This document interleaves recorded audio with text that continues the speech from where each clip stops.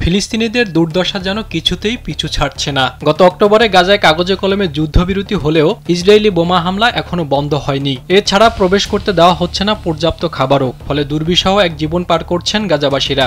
এই অবস্থায় নরকে পরিণত হওয়া গাজা থেকে অন্য দেশে পালিয়ে যাচ্ছেন অনেক ফিলিস্তিনি। ইতোমধ্যে প্রায় শতাধিক পরিবার গাজা ছেড়েছেন। তবে নিরাপদ জীবনের আশায় গাজা ছেড়ে তারা আবার এক নতুন দুর্বিষহ জীবনের মুখোমুখি হচ্ছেন। একটি চার্টার্ড ফ্লাইটে করে ফিলিস্তিনিদের উড়িয়ে দক্ষিণ আফ্রিকায় নিয়ে যাওয়া হচ্ছে। আর এসব ফ্লাইটের ব্যবস্থা করে আল মাজাদ ইউরোপ নামের একটি সংগঠন, যদিও এই সংগঠনটির খুব একটা পরিচিতি নেই। নীল মজাদার গোলমার্ক বক্স, কুরমুরে বাইটে ফুরফুরে লাইফ। এছাড়া তাদের বিষয়ে দক্ষিণ আফ্রিকার কর্মকর্তাদের হাতেও তেমন কোনো তথ্য নেই।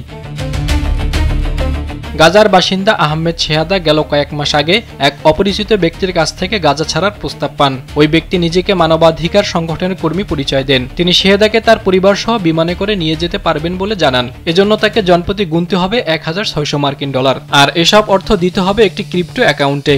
শুরুতে শেহাদার কাছে বিষয়টি প্রতারণা মনে হলেও খোঁজখবর নিয়ে জানতে পারেন তার এক কাছের বন্ধু এই সংগঠনের মাধ্যমে গাজা ছেড়েছেন। পরে 37 বছর বয়সী শেহাদাও গাজা ছাড়ার সিদ্ধান্ত নেন। এরপর ভয়ঙ্কর এক যাত্রা শেষে দক্ষিণ আফ্রিকায় পৌঁছান। এদিকে দক্ষিণ আফ্রিকার ধারণা এই কর্মকাণ্ডে ইসরায়েলের হাত রয়েছে।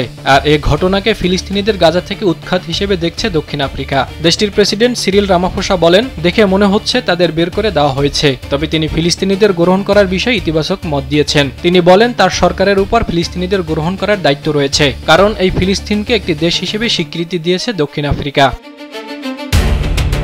গাজা থেকে এ পর্যন্ত 153 জন ফিলিস্তিনি দক্ষিণ আফ্রিকায় পাড়ি জমিয়েছেন। শেহেদাকে বহন করা বিমানটিতে আরও অনেক ফিলিস্তিনিকে নিয়ে দক্ষিণ ইসরায়েলের রামন বিমানবন্দর থেকে উড্ডয়ন করে। তবে তারা জানতেন না যে তাদের গন্তব্য কেনিয়ার নাইরোবিতে। পরে সেখান থেকেই তাদের দক্ষিণ আফ্রিকায় নিয়ে যাওয়া হয়। এদিকে ইসরায়েলি সেনাবাহিনী জানিয়েছে তারা তৃতীয় একটি দেশ থেকে ফিলিস্তিনি পরিবারগুলোকে পাঠানোর অনুমোদন হাতে পেয়েছে। তবে তারা এই তৃতীয় দেশটির নাম প্রকাশ করেনি।